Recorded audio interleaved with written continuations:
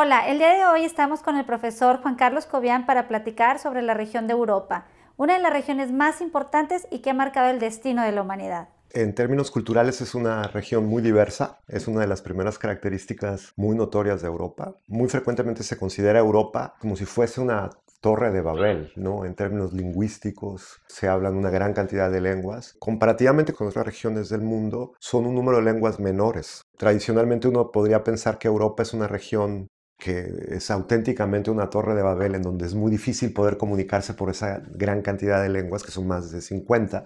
Y si le preguntaran a cualquier persona si México lo consideraríamos como una torre de Babel, pues diríamos que no, ¿verdad? Y sin embargo en México se hablan más de 100 lenguas. Entonces es interesante. Europa es una región con una cantidad de lenguas elevada, no tan elevada como otras regiones como México, pero hay esta sensación de una gran diversidad porque se da en un espacio muy reducido. Europa es una región muy pequeña comparativamente con los tamaños de los países de Norteamérica. El hecho de que se dé en un espacio geográfico tan pequeño acentúa mucho más esa diversidad cultural. Entonces, una de sus características más importantes en términos culturales es eso, que es una región muy diversa.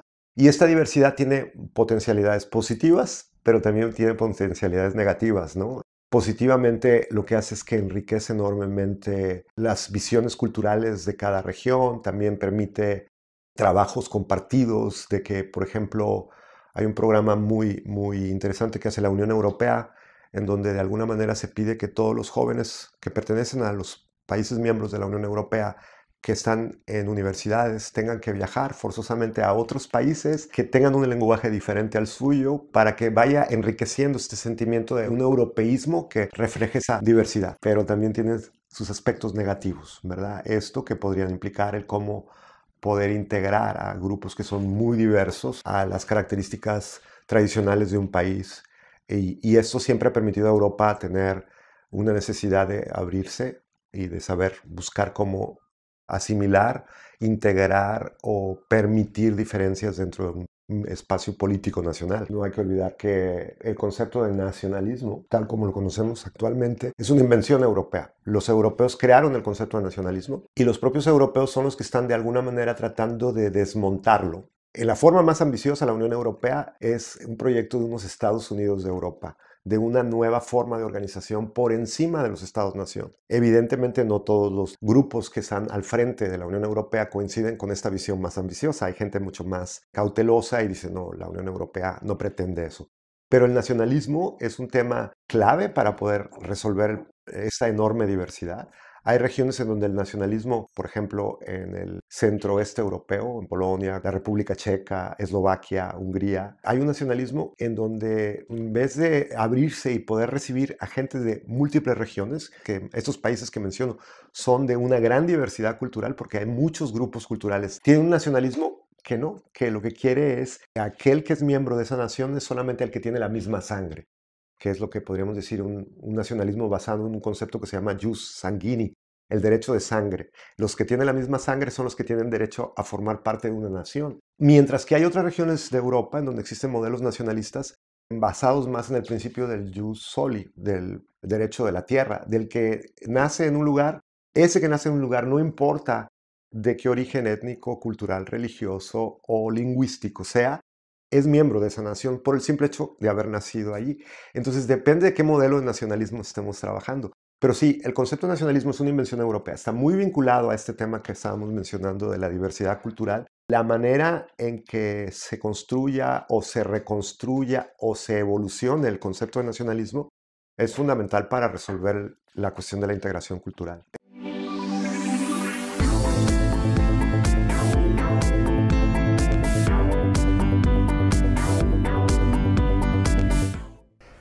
Creo que es casi el tratar de explicar un poco lo que están sintiendo gran parte de la población del Reino Unido, que es el regret, ¿verdad? Ese sentimiento pues, decir, ¿qué hicimos? No nos dimos cuenta de qué pasó, por qué tomamos esa decisión. Un detalle muy curioso de Google, justo el día después de que se votó el Brexit, fue que la búsqueda más hecha por los británicos el día posterior al Brexit fue del voto del Brexit, del referéndum, fue preguntarse what is Brexit? ¿Qué significa el Brexit? Entonces esto significa que no todos tenían en claro en lo que se estaban metiendo. Creo que ni el gobierno de David Cameron, que propuso el Brexit, ni la actual primera ministra del Reino Unido, Theresa May, tenían una clara convicción de lo complejísimo que va a significar la salida del Reino Unido de la Unión Europea. Aparte de todo eso, como si eso ya no fuera complicado, está la cuestión de todas las reglas que ya existen en el Reino Unido y que son reglas europeas, que el Reino Unido de alguna manera fue adoptando, porque ser miembro de la Unión Europea no nada más es ser miembro de una zona comercial o ser un miembro del NAFTA, como es el caso de México con Estados Unidos y Canadá, sino es también el ir adoptando una serie de corpus legal, ¿sí? Que es todo el acervo comunitario legal que se convierte en ley en Inglaterra. Al salirse el Reino Unido de la Unión Europea, está también, digamos, que abandonando todas esas leyes y quedaría un vacío legal. Es tan grave esto que los británicos dicen vamos a tener que hacer cuando nos salgamos, si lo podemos hacer finalmente, es lo que se llama una especie de copiar y pegar un big cut and paste de lo que era el cuerpo legal que existía dentro de la Unión Europea y que el Reino Unido había asumido y volverlo a pegar ahora como parte de la normativa británica. A esto se le llama, como en inglés le dicen, del Big Repeal Act, que va a ser súper complicado también de aprobar, porque lo tiene que aprobar el propio Parlamento británico. Y ya luego vienen las consecuencias más específicas, pensando a largo plazo. Varias de las figuras que insistieron y que convencieron a la población que salió a votar para el referéndum, insistían que si lograban salirse del Brexit iban a tener ventajas en dos temas fundamentales. Primero, en el tema de migración. Decían, con la migración, saliéndonos de la Unión Europea, vamos a tener un mejor control de la migración y de la gente que llega a la Unión Europea, de la Unión Europea al territorio británico.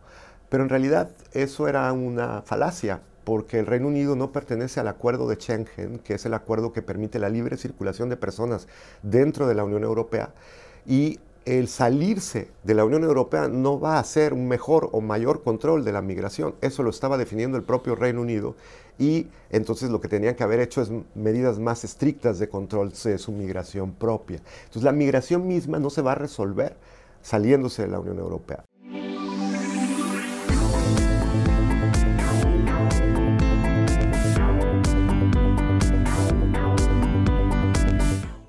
La salida del Reino Unido de la Unión Europea. Evidentemente es un proceso que no se va a consumar fácilmente porque va a ser un proceso largo de negociación entre lo que el Reino Unido quiere y lo que la Unión Europea está dispuesta a darle a un renegado. Para muchos de los países de la Unión Europea, la salida del Reino Unido, su actitud, querer desde fuera seguir teniendo ventajas como socio de los restos de los países europeos, pues les molesta mucho. Va a ser un proceso difícil y largo de negociación en donde claramente los países que están dentro de la Unión Europea, particularmente Alemania, Francia, que comandan el grupo europeísta, van a establecer una serie de condiciones que sean modelo para que ningún otro país quiera hacer lo mismo que el Reino Unido. Porque si se ven mucho más suaves con las políticas de negociación de la relación nueva que va a construir el Reino Unido con la Unión Europea, pues lo que van a estar haciendo es abriendo la puerta a que más países quieran hacer lo mismo que decidieron los británicos. La situación económica más notoria es evidentemente la cuestión del euro, lo que implicó la integración económica con la creación de la moneda. Ha puesto en evidencia una serie de costos que tiene el modelo económico social europeo. En general, todos los países de Europa tienen una diferencia muy marcada con otras regiones del mundo por un Estado benefactor, un Estado que le da a sus ciudadanos una gran cantidad de beneficios que en ninguna otra región del mundo se presentan de una manera tan marcada. Y esos beneficios pues tienen costos, o los asumen los gobiernos aumentando los impuestos y que los ciudadanos pagamos ese Estado benefactor, o bien se aumenta el déficit, ¿verdad? Y lo que han tratado de hacer casi todos los gobiernos, porque es políticamente muy costoso decir que se tienen que aumentar los impuestos y tampoco quieren recortar lo que el Estado benefactor da a los ciudadanos europeos en educación, en cesantía, seguro de desempleo, guarderías para las madres que trabajan, en toda esa gran cantidad de beneficios que tienen los ciudadanos, dicen, ver recortarlos, mejor nos endeudamos y que la siguiente generación se encargue de eso. No es la única razón de la crisis del euro, pero es uno de los principales factores. Y la problemática del euro es un reflejo de problemáticas de tipo económico, social y políticas mezcladas en una sola. Y quizás el tema que de un tiempo para acá más relevancia tiene es la cuestión del incremento muy significativo de migrantes hacia la Unión Europea. Los flujos migratorios hacia Europa siempre han existido, pero determinadas situaciones, particularmente la crisis en Siria, ha provocado que esto se desborde a los niveles que existían previamente a la crisis siria. De alguna manera ponen en entredicho el cómo Europa puede afrontar esa problemática. Hay países que están a favor de una mayor asimilación de migrantes. Una realidad demográfica en Europa ineludible es que Europa cada vez es más vieja. Hay una nueva modelación de las estructuras familiares que en todas las regiones del mundo se están presentando, pero que en Europa van quizás un poco más adelantados en tiempo. Nuevas composiciones familiares. La gente se casa cada vez más vieja. Si se casan, deciden tener uno o no tener hijos. Y eso que genera en términos de la pirámide poblacional con más viejos y menos jóvenes. Entonces, una pirámide contraria a la normal, ¿verdad? En donde tradicionalmente tendríamos una pirámide en donde hay muy poquitos viejos, una gran cantidad de jóvenes, adultos jóvenes y luego una gran cantidad de jóvenes y niños en la parte baja. Y no es que se haya invertido completamente, pero sí es una pirámide normal. ¿Y esto que genera? Pues que se requiera población migrante para poder renovar la población de un país. Entonces, países como Alemania o países como España misma, son países que requieren de migrantes para poder mantener su crecimiento poblacional.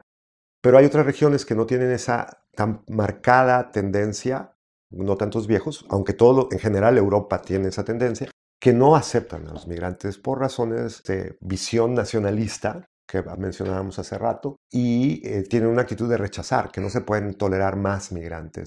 Entonces, no hay un consenso en Europa de cómo afrontar ese problema. Aun cuando en términos globales tendríamos que decir, Europa requiere de migrantes y tendría que buscar mecanismos para cómo irlos integrando, ¿verdad? Pero como cada país puede tomar todavía o presionar para que la Unión Europea tome decisiones incluyendo su punto de vista, pues hace muy complejo cómo se tome la decisión. Y va a seguir siendo un tema relevante por varios años. Tenemos que decir que está por un lado el eje franco-alemán. La relación Berlín-París siempre ha sido fundamental lo que pasa en el continente europeo para dejar a un lado a los británicos, ¿verdad? Porque los británicos dicen también somos importantes, pero nosotros no estamos en el continente, somos una isla separada. Particularmente el liderazgo en estos últimos años de Angela Merkel al frente de la Cancillería alemana ha marcado pautas hacia bien o hacia mal en varias temáticas. En el tema de migración en particular, es Alemania uno de los países más proactivos a fomentar incrementar el número de inmigrantes, el que todos los países europeos contribuyan con una cuota para que los migrantes que llegan desde fuera puedan ser distribuidos de una manera equitativa entre todos los países europeos. No quiere decir que todos reciban el mismo número, sino que sea a partir de las condiciones económicas o sociales o de los propios modelos migratorios de cada país, ¿no? Pero que todos tengan al menos un compromiso de recibir a un número de inmigrantes. Y entonces ahí está claramente ese grupo, ¿no? que tiene sobre esa temática un liderazgo muy marcado.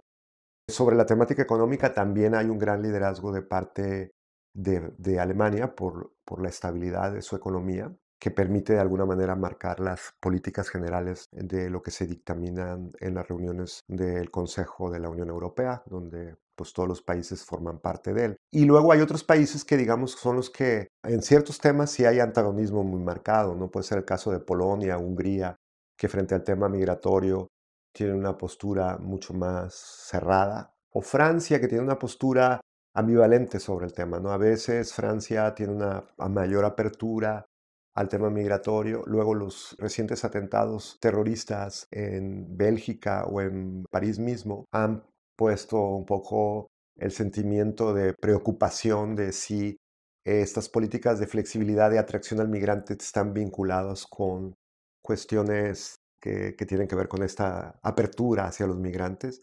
Y ahí sacamos otro tema político que no había mencionado antes, que es la mayor parte de los expertos coincide en que no importa, que en realidad el número de migrantes no está vinculado con un mayor número de ataques terroristas, porque esos que provocaron los ataques terroristas eran ciudadanos de ambos países, tanto de Bélgica como de Francia. Lo que se está haciendo es capitalizando por los grupos de extrema derecha, aprovechar ese tema del temor al migrante como vincularlo al terrorismo. Y esto ha generado figuras en Alemania de liderazgos jóvenes con tintes medio neonazis, o en Francia con la hija de Le Pen, ¿verdad? Que también refleja este movimiento más neoconservador y hostil hacia el inmigrante, y que gana votos fácilmente en las elecciones, ¿verdad? Porque es un mensaje en donde fácilmente se identifica un enemigo, y a ese es al que hay que responsabilizar de todas las cosas, el migrante como el culpable de todos los males, cuando eso es una respuesta totalmente absurda, ¿verdad? O muy simplista. No hay una respuesta, digamos que homogénea, sino que hay diferentes programas o proyectos. La primera política migratoria inteligente de integración es, porque generalmente los que migran son familias, o mujeres con hijos, o a veces una familia entera. Es mucho más compleja la integración cultural de alguien que tiene 27, 28 años, o 22 o 21, una madre o un padre joven, a un chico de 5, 6 años o 3 o 4. Las políticas que se tienen de ir integrando desde muy pequeños a estos chicos migrantes a las ciudades a las que llegan con estudiantes de esos mismos países, creo que son de las más exitosas. Yo creo que ese tipo de políticas deberían de repetirse mucho más en Europa. Y no hay una política general que sea uniforme para todos esos.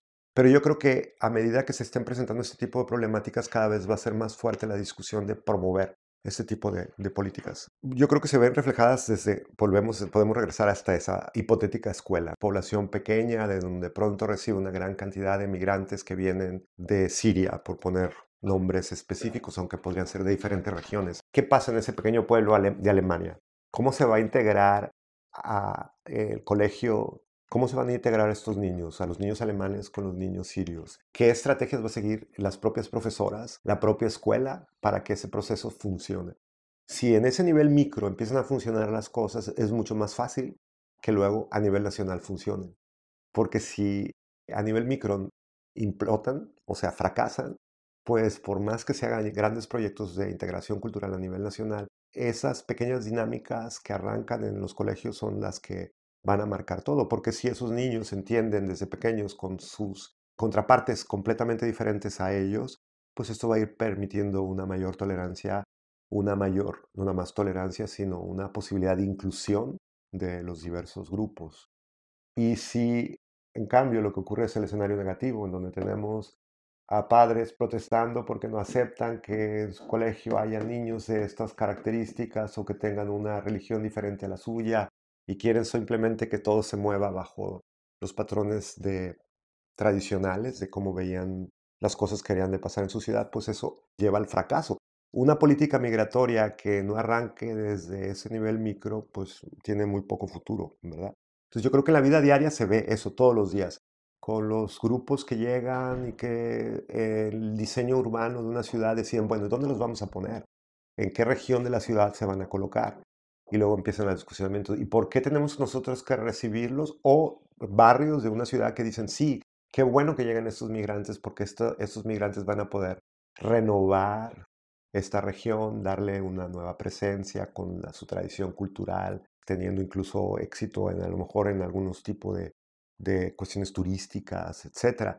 En ambos casos se pueden presentar escenarios positivos y negativos, ¿no? O sea, gente protestando por la presencia mayor, por ponerla en algo muy cercano a lo que ocurre en el norte de México, por ejemplo en Monterrey, con la apertura de una zona coreana en Nuevo León, ¿verdad? Y dices, no, pero ¿por qué cada vez hay más gente que es foránea? O otra gente que lo ve eso como muy positivo. Lo mismo pasa en Europa, en muchas ciudades con los migrantes. El cambio ha sido diferente al que se vive en los Estados Unidos después del 2001. Y quizás también sea por una sociedad europea mucho más, sobre todo porque los ataques terroristas se han presentado fundamentalmente en 4 países: España, el Reino Unido, Francia y en caso de Bélgica. Y en los 4 países el gusto por la libertad, los Estados Unidos también tienen esto muy marcado, pero también la seguridad para ellos es muy importante.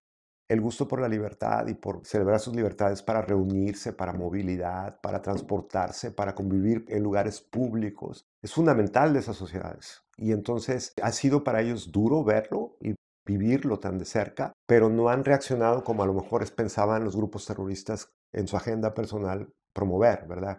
Generar un estado totalitario que no permita las libertades esas y que limite cada vez los movimientos en los transportes públicos y los convierta cada vez más difícil la movilidad de un lugar a otro o la convivencia en espacios públicos.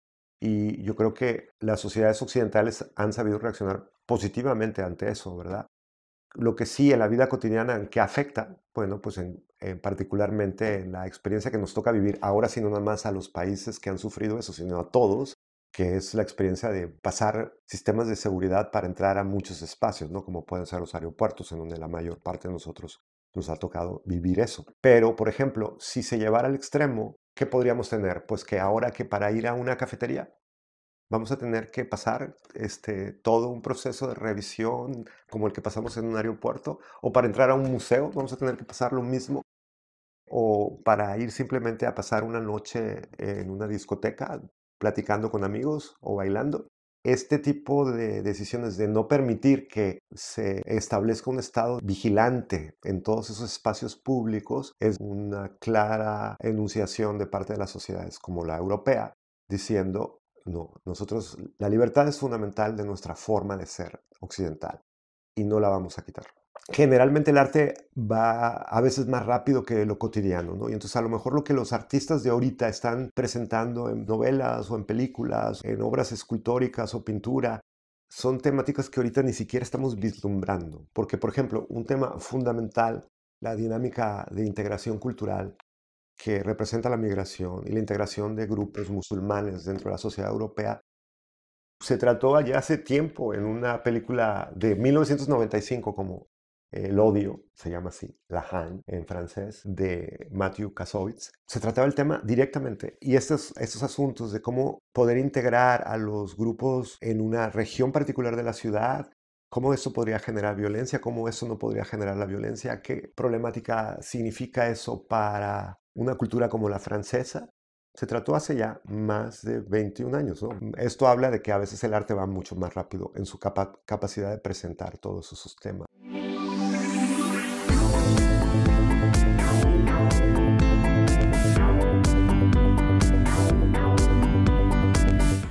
Bueno, hablar un poco sobre la situación de Cataluña actual es hablar un poco también de la difícil relación que hay entre el burro y el toro, que es un poco esta simbología, el toro que simboliza España y el burro que simboliza a Cataluña.